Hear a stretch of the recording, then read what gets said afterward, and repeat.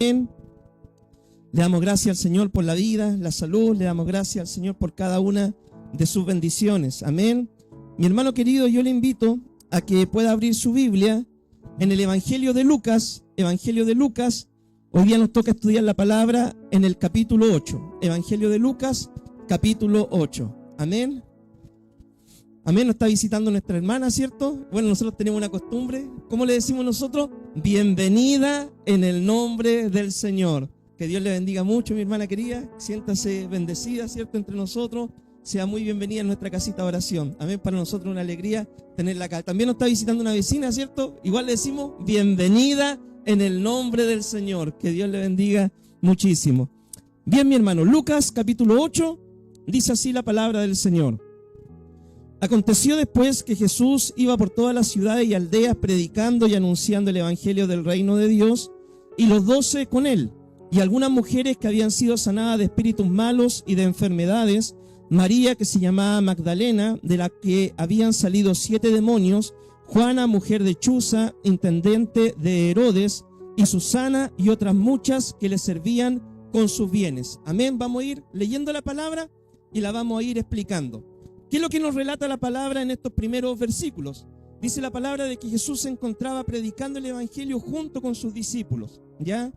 Bueno, el Señor esos 3 años y medio que duró su ministerio, el Señor se dedicó totalmente a lo que era el trabajo del ministerio, a la obra de discipular, a la obra de evangelizar, a la obra de ir a los lugares de necesidad. El Señor no trabajó de forma bivocacional, ya, sino que se entregó por entero, ¿cierto?, a la obra del ministerio.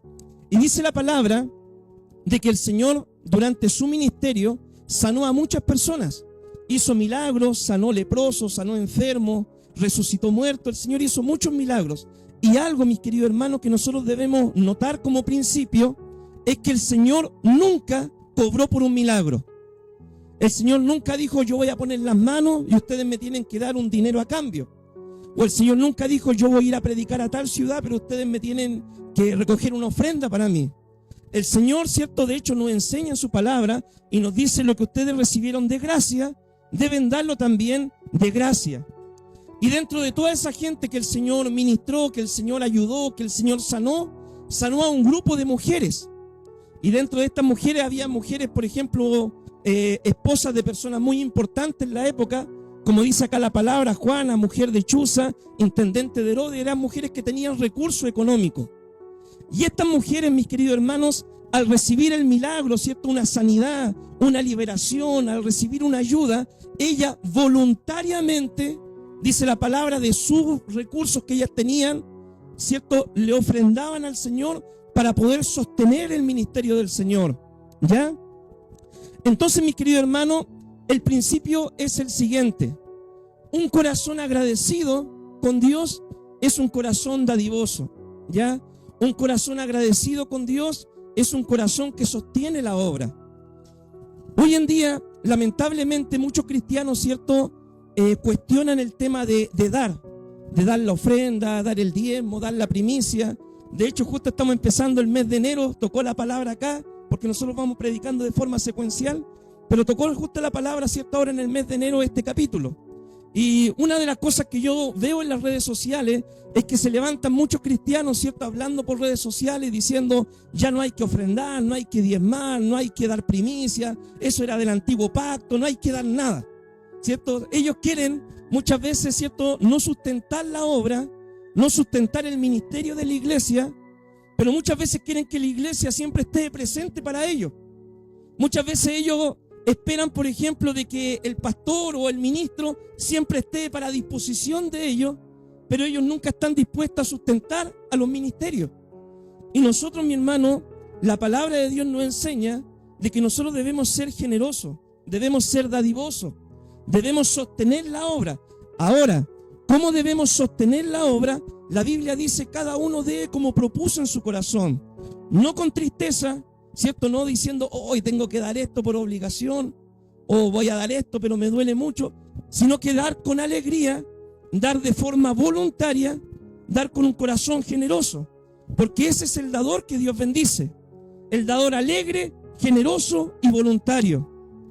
Y usted me dirá: Pastor, ¿y el Señor se fija en lo que uno da para la obra? Sí, el Señor se fija.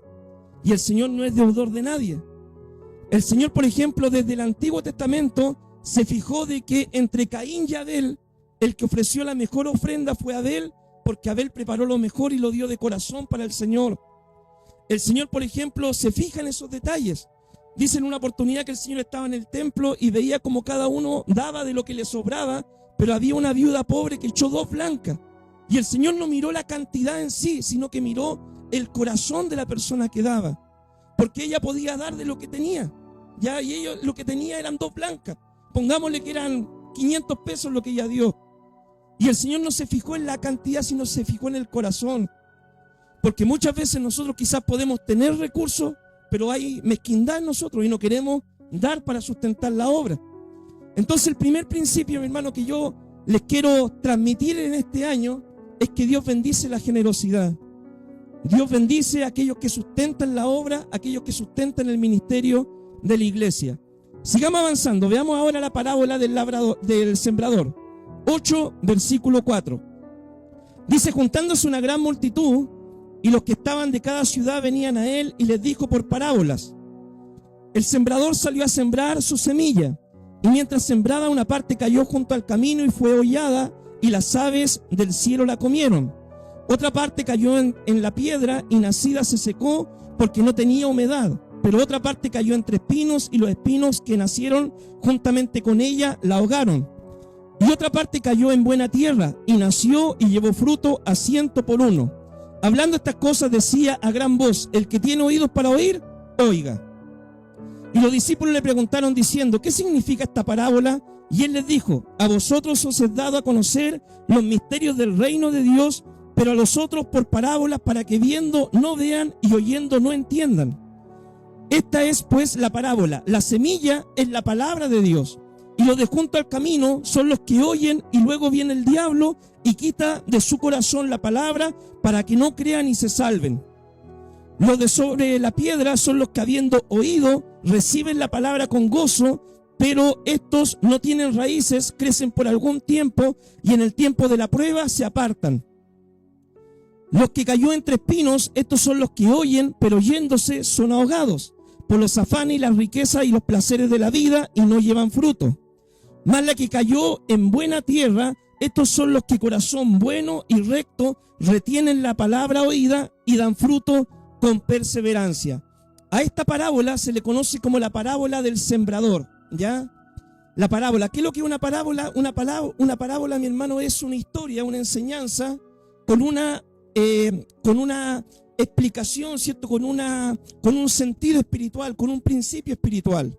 Entonces el Señor acá nos habla de la parábola del sembrador, para poder a nosotros prepararnos cómo va a ser nuestra tarea cuando nosotros vayamos a evangelizar o predicar la palabra.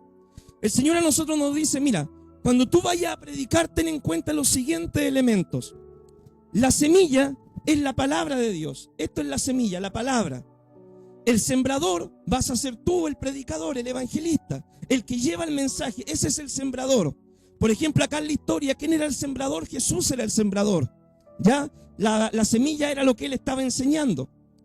Y dice: cuando salga el sembrador, cuando salga el predicador a evangelizar, cuando tú salgas a hablar de Dios a la gente, tú te vas a encontrar por lo menos con 4 tipos de personas. Te vas a encontrar, por ejemplo, con las personas que tienen el corazón duro. Te vas a encontrar con personas que aparentemente reciben la palabra, pero no echan raíces espirituales y en el tiempo de la prueba se van a apartar. Te vas a encontrar con personas que aparentemente reciben la palabra, empiezan quizá a venir a la iglesia y todo, pero después los afanes de este mundo, las cosas del mundo, la fiesta, los amigos, las convivencias, cuántas cosas que el mundo ofrece, lo aleja de los caminos del Señor.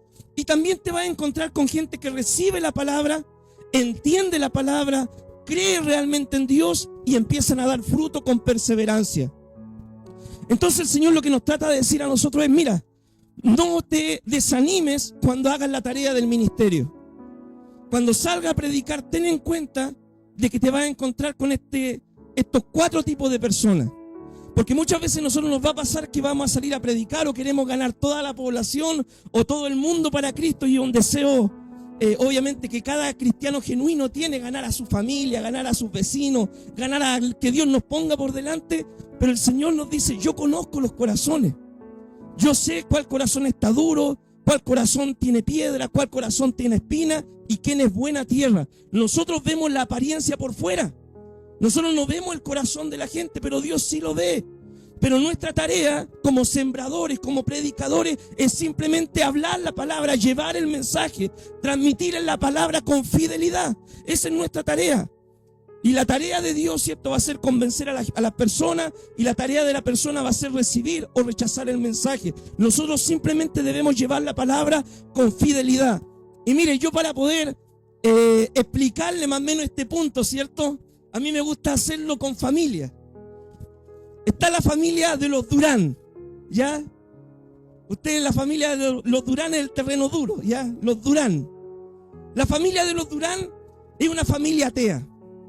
Es una familia que siempre se fija en los malos testimonios que ve de diferentes cristianos en el pasaje, ahí en diferentes lados. La familia de los Durán es una familia que es liberal. Ellos, por ejemplo, apoyan el aborto, la homosexualidad, ellos apoyan la eutanasia y apoyan puras cosas que van en contra de la palabra. Entonces, cuando de repente va el pastor a predicarle o va el hermano a predicarle a los Durán le dicen, yo no creo nada de la palabra porque yo tengo mis propias convicciones personales y yo no creo en Dios. Usted, por más que trate de convencer a los Durán, va a ser un milagro solamente que se convierta, que Dios los toque y quebrante ese corazón de piedra. Esos son los del terreno duro, los Durán. Cuando usted vaya a evangelizar también, se va a encontrar con la familia Pedraza, ¿ya? La familia Pedraza son esos que creen en el Señor, que vienen a la iglesia, pero de repente, ¿cierto?, ellos quizás son un poquito flojos en la oración, son un poquito flojos, ¿cierto?, en leer la palabra. Entonces muchas veces quizás ellos han escuchado un evangelio que Cristo solamente te sana, que Cristo solamente te bendice, o que Cristo simplemente te va a ayudar y va a resolver todos tus problemas, el típico pare de sufrir, ¿cierto? Entonces ellos tienen, como no conocen la palabra, tienen ese concepto del evangelio, ven a Cristo y no vas a tener problemas.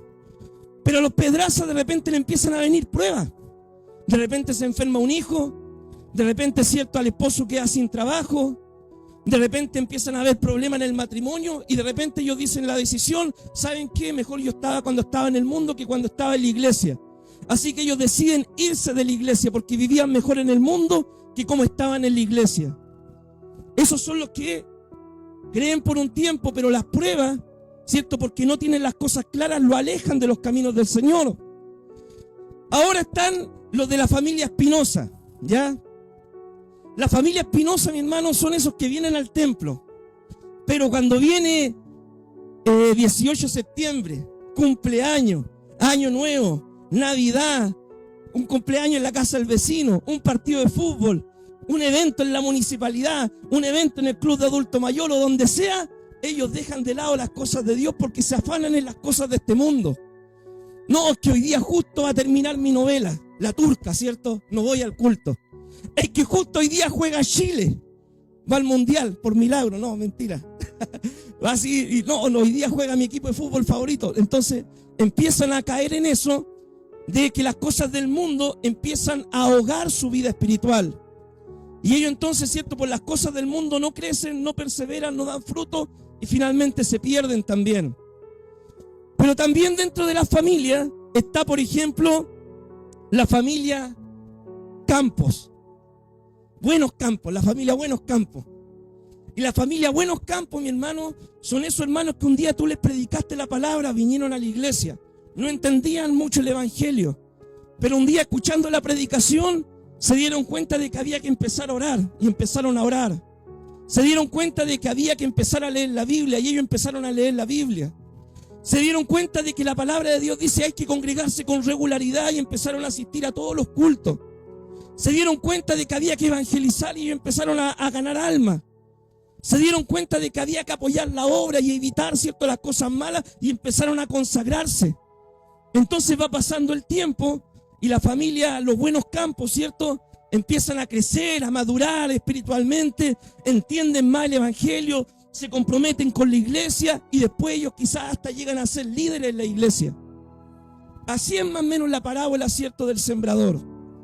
Y ese tipo de terreno nos vamos a encontrar cuando cumplamos la tarea de evangelizar y de compartir el evangelio. Veamos, mi hermano, ahora el versículo 16, capítulo 8, 16, dice: nadie que encienda una luz la cubre con una vasija ni la pone debajo de la cama, sino que la pone en un candelero para que los que entran vean la luz. Porque nada hay oculto que no haya de ser manifestado, ni escondido que no haya de ser conocido y de salir a luz.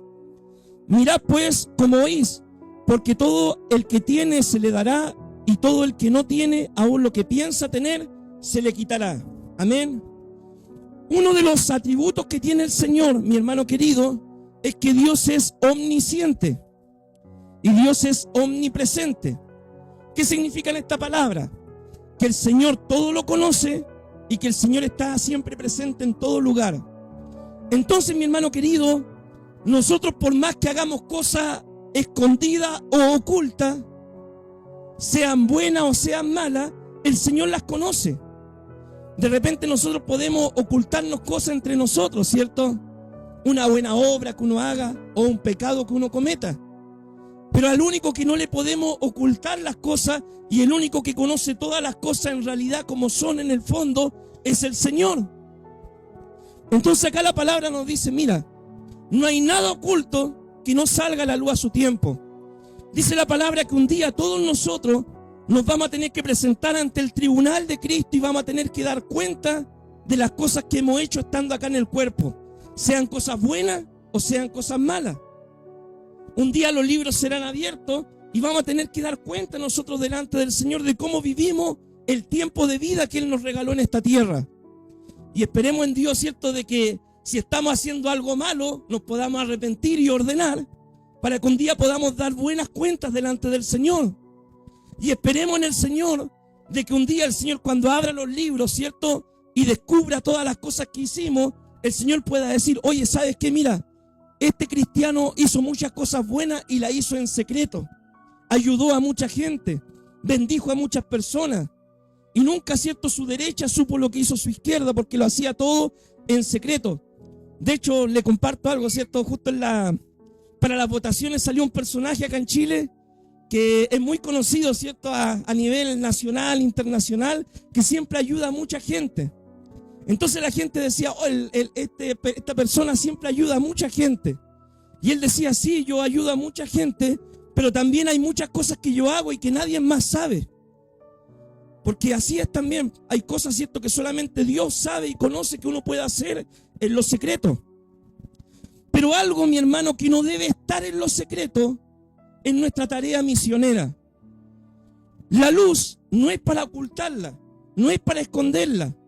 Dice: si nosotros tenemos la luz del evangelio, no la podemos tapar con una caja o esconder en 4 paredes. La luz está para que alumbre al mundo que está en tinieblas. Y nosotros somos la luz del mundo con el Señor.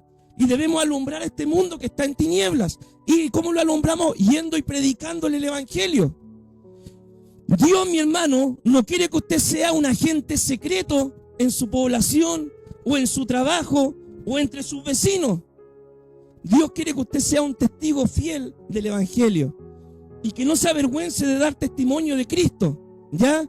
Así que no debemos avergonzarnos, ¿cierto?, de poder dar testimonio del Señor. Y si nosotros cumplimos con esta tarea de ser fieles al Señor, en servir al Señor, haciendo bien las cosas, testificando, haciendo buena obra en secreto, ¿sabe lo que va a pasar? Que esto es como un trabajo, ¿ya? Cuando nosotros entramos a un trabajo secular, todos, por ejemplo, entramos en el rango, por así decirlo, más bajo, ¿cierto? Todos, cuando recién llegamos a la iglesia, llegamos como recién convertidos. Nadie llega, ¿cierto?, entra por la puerta y nos dicen: oh, usted va a ser pastor al tiro, subas a predicar, ¿cierto? No es así. Todos empezamos como miembros. Y es lo mismo que en un trabajo secular. Usted llega, pero por ejemplo, en el trabajo secular su jefe le manda a hacer tareas, ¿cierto? Mira, le dice: tú tienes que hacer esto. Y si tú cumples con esas metas, yo te voy a premiar, ¿cierto?, a fin de mes. O le dice: mira, ¿sabes qué? La empresa dispone de estos cursos de capacitación para que tú lo hagas, y si tú los llevas a cabo, tú puedes ir creciendo en la empresa. Puedes alcanzar un grado más, otro grado, tu sueldo puede ser incrementado. Y en la iglesia es lo mismo. En la iglesia, ¿cierto? Nosotros no trabajamos por un trabajo, por un salario material, sino trabajamos por una bendición espiritual. Todos llegamos a la iglesia en las mismas condiciones. Y el Señor también tiene acá sus cursos, ¿cierto? Sus capacitaciones para irnos preparando para poder servir mejor al Señor. Cada culto es una capacitación. Cada estudio bíblico es una capacitación. Cada tarea que la iglesia desarrolla, ir a evangelizar, ir a ayudar, ir a predicar, ¿cierto? Es una tarea que nosotros podemos realizar para la obra del Señor. Y acá viene lo importante, mi hermano. Que si nosotros somos fieles en las cosas pequeñas que Dios nos pide hacer, hermano, puedes coordinar, hermano, puedes traer un mensaje, hermano, puedes levantar una oración, hermano, vamos a evangelizar. Si tú eres fiel en eso y te comprometes con eso, Dios promete que Él, ¿cierto?, al que tiene, le dará más. Así que ¿cuánto en este año queremos trabajar más para el Señor? Amén. Yo quiero trabajar más para el Señor. Entonces el Señor me dice, mira, retén lo que tiene, sé fiel en lo que tiene y yo te voy a dar más trabajo en mi obra, en mi viña. Y esa es la misma promesa que Dios nos hace a todos. Que tengamos, ¿cierto?, en nuestra vida no tengamos nada oculto, nada malo oculto. Que en nuestra vida sigamos trabajando en silencio porque Él ve todas las cosas. Que seamos fieles en llevar la luz del Evangelio. Y si somos fieles, la misma palabra dice, mirad pues como oís, versículo 18, porque al que tiene se le dará más. Y a todo aquel que no tiene, ¿cierto?, aquel que no puso en práctica la palabra, la voluntad de Dios, aún lo que piensa tener, le será quitado. ¿Ya? Sigamos leyendo, mi hermano.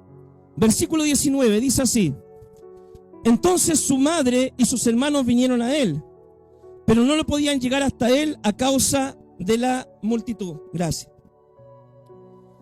Y se le avisó diciendo: tu madre y tus hermanos están afuera y quieren verte. Él entonces respondiendo dijo: mi madre y mis hermanos son los que oyen la palabra de Dios y la hacen. Amén. Acá nosotros vemos de que Cristo seguía enseñando la palabra. Y en un momento dice que vino la familia del Señor. Vino la mamá de Jesús y vino los hermanos del Señor, ¿cierto? A buscar al Señor, a ir a verlo, ¿cierto? Mientras estaba predicando. Y mi hermano querido, mira, la Biblia dice de que Jesús nació por obra y gracia del Espíritu Santo, por un milagro, ¿ya?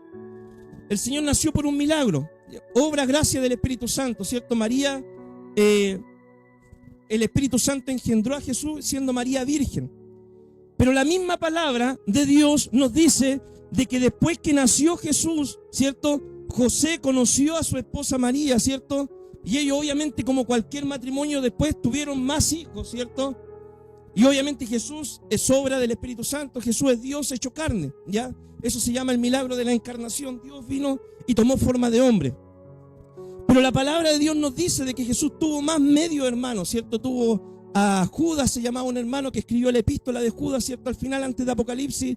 Santiago, otro medio hermano del Señor. Y la Biblia aún nos dice de que Jesús tuvo hermanas, ¿ya?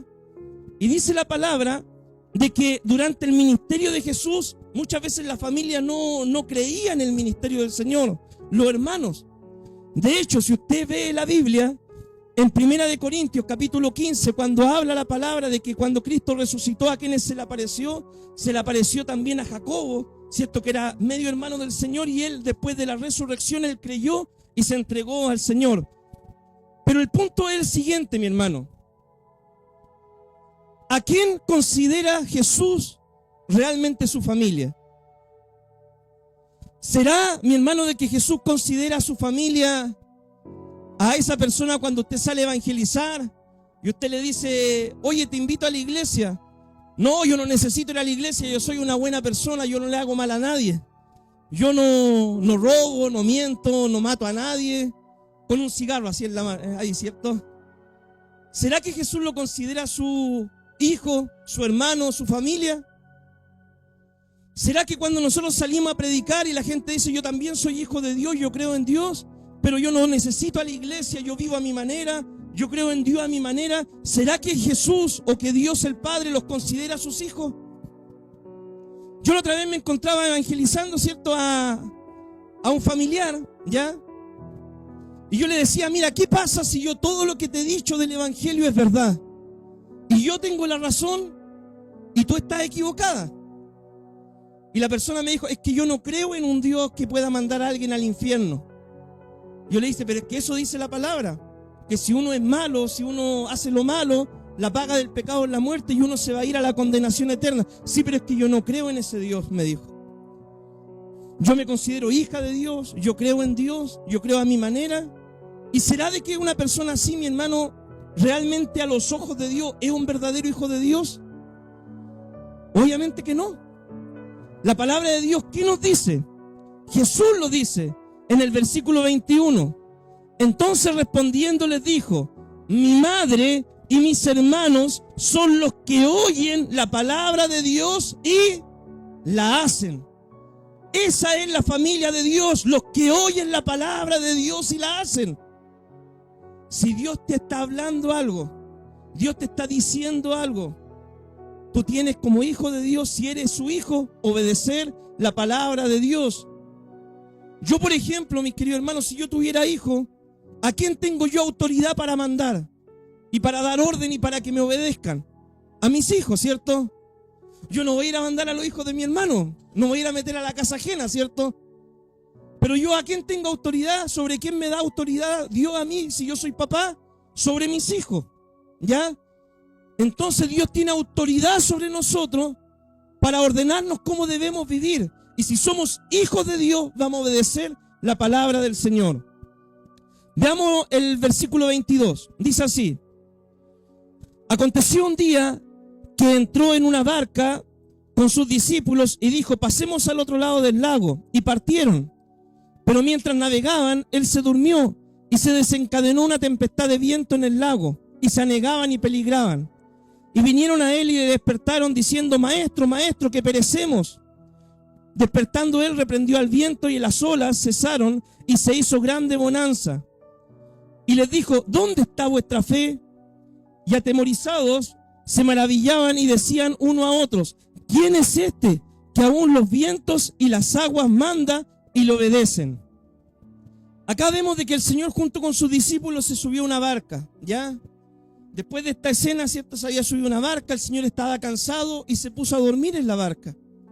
Los discípulos eran hombres de mar, eran pescadores, muchos de ellos, ¿cierto?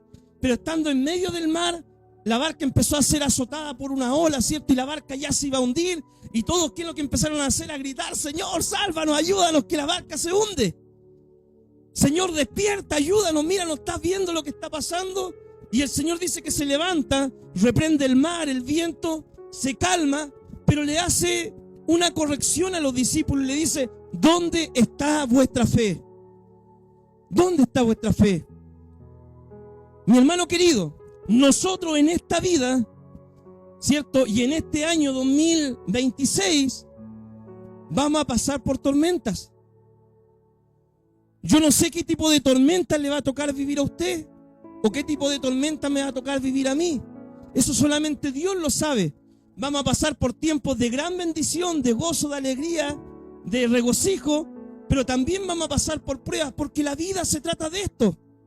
La vida, mi hermano, el año tiene tiempos de sol ahora en el verano y tiempos de lluvia. Entonces, mi hermano querido, en la vida nosotros vamos a pasar tiempos de bendición y tiempos de prueba. Pero lo que tú debes saber y lo que debes recordar es la palabra de Cristo, que es lo siguiente. No importa qué tormenta estés pasando, si es en la salud, si es en la economía, si es en la familia, si es en el matrimonio, si es con tus hijos, con tus hijas, lo que debes saber es que debes confiar en Dios en medio de la tormenta, porque Jesús te dice, ¿dónde está tu fe? En medio de las tormentas confía en Dios.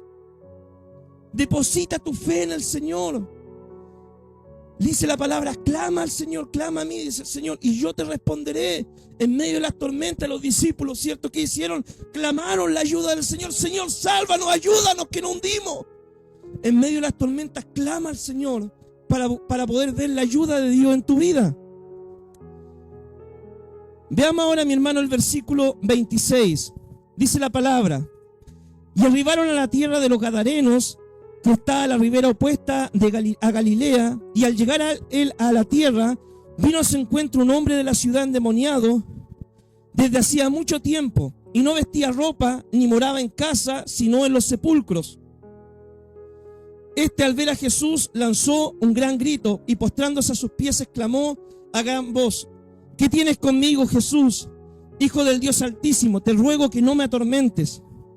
Porque mandaba al espíritu inmundo que saliera del hombre, pues hacía mucho tiempo que se había apoderado de él y le ataban con cadenas y grillos, pero rompiendo las cadenas era impelido por el demonio a los desiertos. Y Jesús le respondió diciendo: ¿Cómo te llamas? Y él dijo: Legión, porque muchos demonios habían entrado en él. Y le rogaban que no los mandase ir al abismo. Había allí un hato de muchos cerdos que pasían en el monte y le rogaban que les dejase entrar en ellos. Y les dio permiso. Y los demonios salidos del hombre entraron en los cerdos, y el hato se precipitó por un despeñadero al lago y se ahogó. Y los que apacentaban los cerdos vieron lo que había acontecido y huyeron y dieron aviso en la ciudad y por los campos, y saliendo a ver lo que había sucedido, vinieron a Jesús y hallaron al hombre quien había salido los demonios sentado a los pies de Jesús, vestido y en su cabal juicio, y tuvieron miedo. Y los que le habían visto les contaron cómo había sido salvado el endemoniado. Entonces toda la multitud de la región alrededor de los Gadarenos le rogó que se marchase de ellos, pues tenían gran temor. Y Jesús, entrando en la barca, se volvió. Y el hombre de quien habían salido los demonios le rogaba que le dejase estar con él. Pero Jesús le despidió diciendo: vuélvete a tu casa y cuenta cuán grandes cosas ha hecho Dios contigo. Y él fue publicando por toda la ciudad cuán grandes cosas había hecho Jesús con él. Amén. En esta historia nosotros encontramos, ¿cierto?, una persona que estaba endemoniada, ¿ya? Una persona endemoniada, no estaba en sus cabales, estaba poseída por el enemigo, y dice de que muchas veces trataban de a esta persona sujetarla, le ponían grillos, cadenas para que la persona no hiciera daño y tampoco se hiciera daño a sí misma. Pero dice que rompiendo las cadenas nadie le podía sujetar. Pero cuando Cristo llega a la orilla, ¿cierto?, tiene un encuentro con este endemoniado, y la vida de este endemoniado, mi hermano, no volvió a ser la misma de antes. Jesús, ¿cierto?, lo liberó. Jesús rompió las cadenas espirituales en la vida de este hombre. Jesús lo sanó completamente y la vida de este hombre volvió, ¿cierto?, a su estado natural. Volvió, ¿cierto?, a tener su mente ordenada, volvió a tener su pensamiento en orden. El hombre fue liberado por el Señor.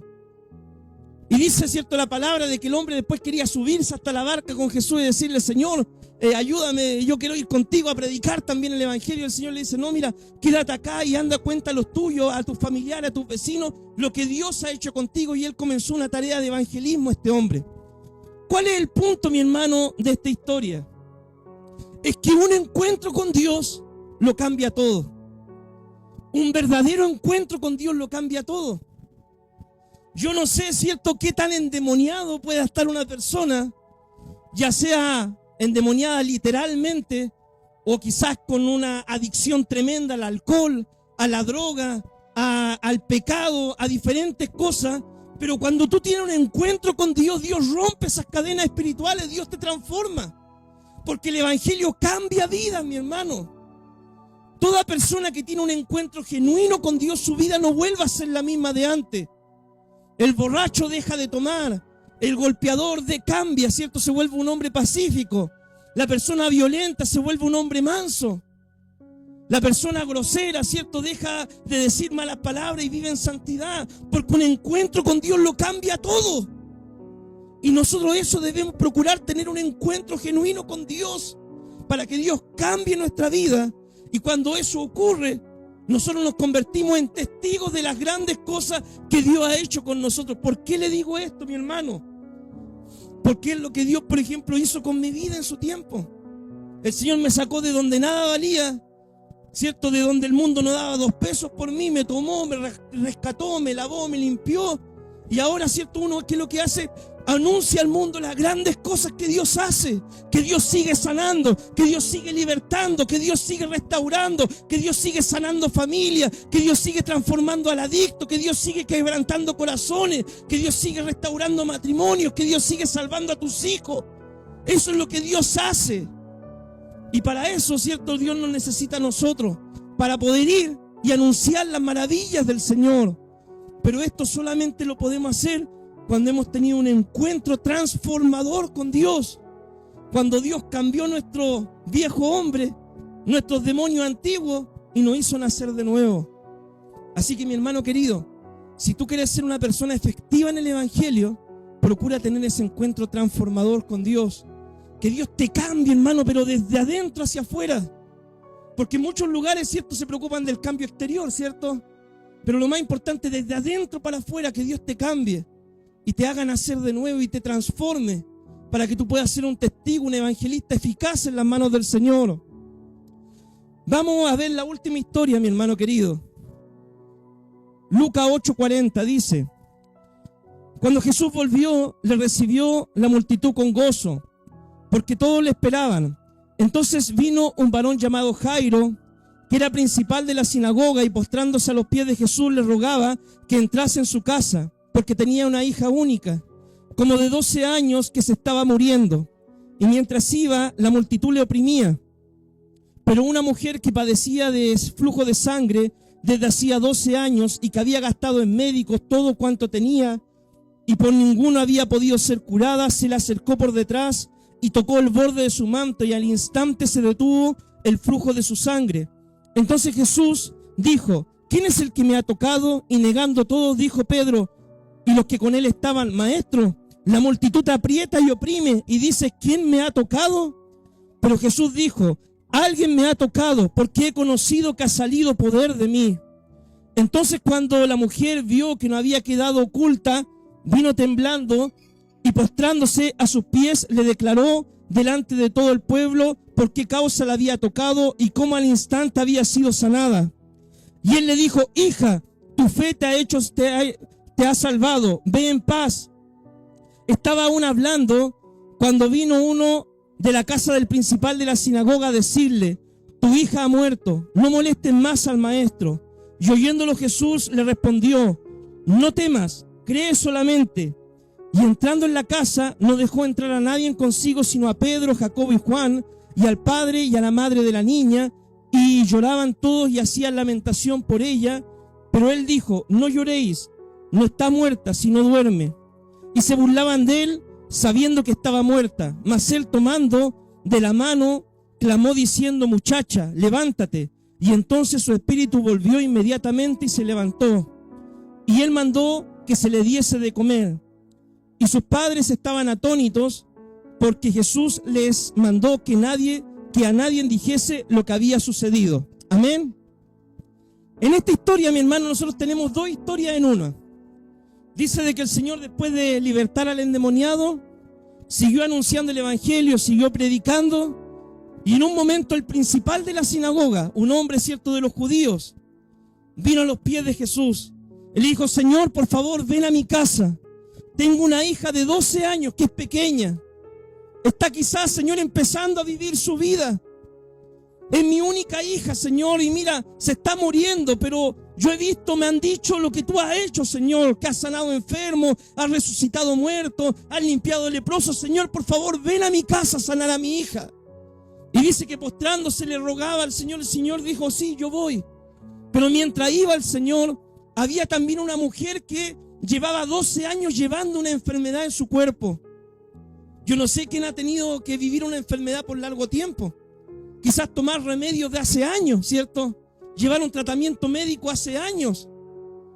Hay muchas personas que dicen: estoy aburrido de tomar pastillas, estoy aburrido de tomar remedios. Esta mujer llevaba 12 años teniendo un flujo de sangre en su cuerpo. Algo que la hacía ceremonialmente inmunda, impura, que la dejaba apartada, ¿cierto?, del pueblo de Israel. Pero esta mujer, cuando oyó hablar de Jesús, que Jesús estaba sanando, libertando, ella dijo: si yo toco el borde del manto del Señor, voy a ser sanada. Entonces, mientras Jesús iba a sanar a una niña de 12 años, esta mujer que llevaba 12 años sufriendo, fue donde Jesús y tocó el borde de su manto. Ella dijo: si tan solo tocar el manto, voy a ser sana. Y tocó ese manto y dice que se sanó de inmediato. Jesús sintió que salió poder de él, porque la mujer lo tocó con fe. Entonces el Señor pregunta y le dice: mujer, Tu fe te ha salvado, ve en paz. Cuando el Señor llega, ¿cierto?, a la casa de Jairo, pone las manos sobre la hija y la niña revive, ¿cierto?, resucita. Ocurre un milagro allí. Hoy en día, mi hermano, cuando pasemos por diferentes situaciones, una enfermedad, un problema, estamos quizás con un familiar que está a punto de partir de este escenario de la vida. Nosotros, ¿a quién debemos recurrir en esos momentos? Al Señor. ¿Y cómo recurrimos al Señor, mi hermano? Por medio de nuestra oración. Mira, yo no te puedo asegurar de que Dios siempre, ¿cierto?, en este tiempo vaya a hacer un milagro o no, porque eso depende de la soberanía y del plan del Señor. Pero nuestra tarea es creer. Nuestra tarea cuando hay una persona enferma es orar por fe, orar con fe que Dios haga una sanidad. Y el resultado se lo dejamos al Señor. Y mira, mi hermano, si hay alguien que está agonizando por una enfermedad o a punto de partir por una enfermedad, lo primero que nosotros debemos tratar de hacer es que esa persona conozca a Jesucristo como su Señor y Salvador. Para ya sea que si se sana, pueda ser un verdadero creyente, o si es que parte, pueda partir para estar con el Señor por una eternidad. Pero siempre, mi hermano, ¿cierto?, nosotros debemos recurrir al Señor en todas estas situaciones. Bien, en el día de hoy, resumiendo el capítulo, ¿cierto?, bastante extenso el capítulo, ¿sí o no? Hay 7 principios, mi hermano, que enseñamos el día de hoy. Y estos son: el primero es que debemos honrar al Señor, ¿cierto?, con nuestros bienes de forma generosa y voluntaria, ¿ya? El segundo es que debemos ser buena tierra y debemos recibir la palabra con humildad para poder ponerla por obra y dar fruto. El tercero es que el obrero fiel que trabaja y hace las cosas bien en secreto y con fidelidad, Dios un día lo va a recompensar en público. El cuarto principio es que la verdadera familia de Dios son los que oyen la palabra y obedecen la palabra del Señor. El quinto principio es que en medio de las tormentas, mi hermano, de la vida, Dios te pide que tú confíes y que tengas fe. El sexto principio es que un encuentro con el Señor puede cambiar al demonio más grande, ¿ya? Un encuentro con Dios puede cambiar la vida de una persona. Y el séptimo principio es que en medio de los problemas, las situaciones que tú puedas estar viviendo, siempre recurras a Dios por medio de la oración y la palabra. Amén. Así que, mi hermano, esto es la enseñanza del capítulo 8 del Evangelio de Lucas. Amén. Vamos a orar al Señor para entregar este tiempo de enseñanza. Amén. Padre, te damos gracias, Dios, por este tiempo. Ayúdanos, Dios mío, a que todo lo que hablamos, Señor, el día de hoy, una semilla, Señor, pueda quedar grabada en nuestra mente, en nuestro corazón, para que dé fruto con perseverancia y podamos, Dios mío, ver, Señor, resultado el día de mañana. Ayúdanos a tomar nuestra porción, Señor. Se trataron diferentes temas el día de hoy, amado Dios, y en todo tú nos das un principio, una enseñanza para nuestra vida. Ayúdanos, Señor, a tomar nuestra porción, a ponerla por obra, a poder recibir esta semilla, Señor, atesorarla, Dios mío, y dar fruto con perseverancia. Señor, te damos gracias por la enseñanza de tu palabra, en el nombre poderoso de Jesús. Amén y amén.